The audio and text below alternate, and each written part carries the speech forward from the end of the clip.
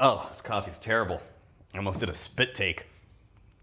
One of the things that I'm beginning to work on as I start in earnest a deep dive into the internal arts is being able to sit cross-legged. It's something that I have always had a challenging time doing as long as I can remember.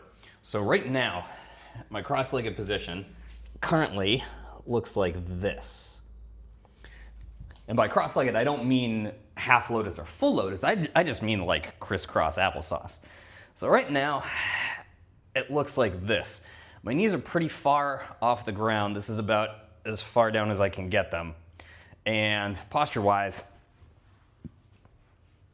I'm hunched forward, right? I can't straighten up and anteriorly tilt my pelvis. I just don't have the flexibility yet. But it's something that is going to be important further down the line in the internal arts. So, a few things that I'm doing to help fix this situation.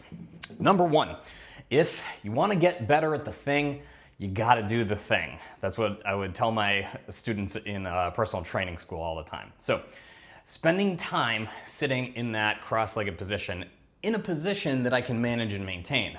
The way I'm doing that is elevating my butt. Right? I need a pretty decent elevation at this point, maybe 4 inches or so. This hotel room is sparse on equipment, so I'm using 3 pillows that are pretty fluffy so they compress quite a bit.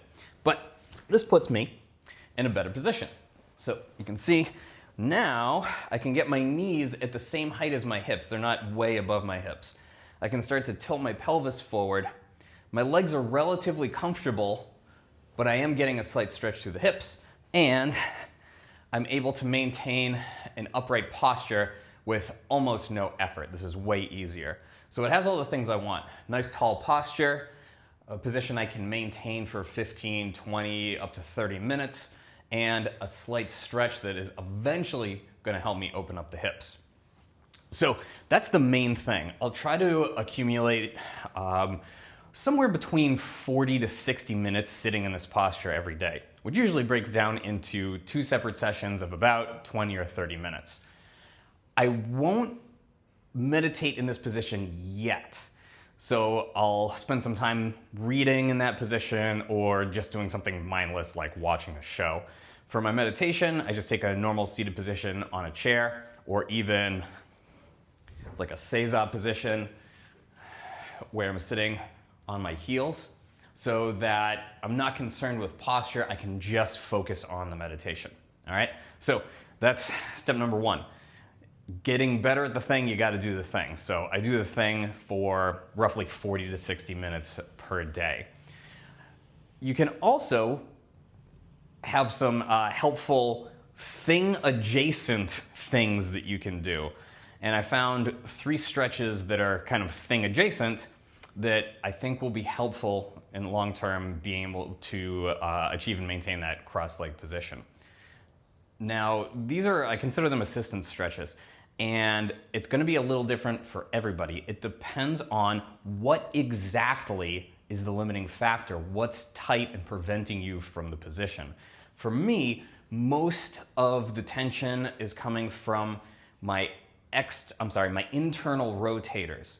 They're relatively tight and they're not allowing me to externally rotate. So that would be like TFL, glute medius, glute minimus, those type of muscles. But regardless of what muscles are actually tight, if you can find a way to stretch them, even if you don't know exactly what they are, you should see some good results. So my 3 main stretches would be these. Number 1, a pigeon pose. And some people do it on the ground. I like a modified one on an elevated surface. You may see people doing this at the gym on a bench.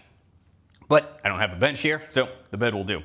We go outside of the shin on the surface, and I'm doing a couple movements. I'm pushing my hips back, down, and I'm leaning forward, not collapsing forward, keeping a nice lengthened spine as I lean forward. I feel a stretch on this outside hip. Now, one of the key things I focus on is taking this hip and pushing it backwards. It's a micro movement. It's just a small movement pushing that hip backwards. I feel a big stretch through my glutes and piriformis. So I'll maintain this position, maybe, I don't know, 2 minutes, 3 minutes or so. I can do some contract and relax where I push into the bed, contract the muscle as I inhale, exhale and relax. So you could just hang out there, or you can do some contract and relax. That's number one. Number two, I do the frog position, which looks hilarious, but yields good results. So here, I got feet together, so my legs are in a diamond position, and I'm pushing hips down towards the bed. I'll do a minute or two like so, where my hips are off the bed and my feet are on the bed, but the intention is pushing hips down, spreading knees wide. And then I'll do a minute or two where I come all the way down. Now my hips are on the bed and my feet are off the bed, and I'm pushing my feet down. In both positions, I'm feeling a big stretch in that groin area, which I need. So pigeon pose, we got the frog stretch, and number three, this is a little unusual. I just stumbled upon this stretch and found it super helpful for what's specifically tight on me. I don't really have a name for it, but what I do is, oh, that is definitely not level. Let's level you guys out. There we go, a little better. Okay, so for this one, I facilitate it with a cross step. So if I'm stretching this leg, this is my left leg, I'm gonna take my right leg, cross it in front of my left, and then I'm kind of sitting into it. I'm sitting into that left hip, pushing it to the left, slightly leaning my torso to the right, and I get a big stretch on the outside of that left hip. It would be almost as if I kept going, I just sit into a cross-legged position. So cross step, hip out. I can play with a little bit of hip rotation to find the right spot. And for me, that's a huge stretch for the outside of the hip, my abductors, internal rotators. I'll hold that for a couple minutes. Sometimes I'll play with alternating tension and relaxation. One thing, by the way, that I don't really need to focus on that some people might is dorsiflexion, this position for the foot, which comes in handy. I have really good dorsiflexion and ankle mobility. Why? I have no idea. But that's not a problem for me. It could be a problem for you, which means that you would need to incorporate some of that stretching. And sitting in that seiza position, back up enough so you guys can see it, where you're sitting on your heels in, oh, I'm sorry, that's plantar flexion. My bad, said the wrong term. Plantar flex position. Yeah, it's plantar flex. You could spend some time here to help facilitate that one. So again, sorry, plantar flexion, boom, toes pointing down like so. Dorsiflexion is this. So those are the main things that I'm doing so I can learn to get into that cross-legged position, maintain it without much effort, and hold it for longer periods of time. You may need some different stretches depending on your tension pattern. So you'll have to play around, figure out which ones are most effective for you. But over a long enough period of time with persistence, you should be able to get that cross-legged position just like I'm going to do. What else?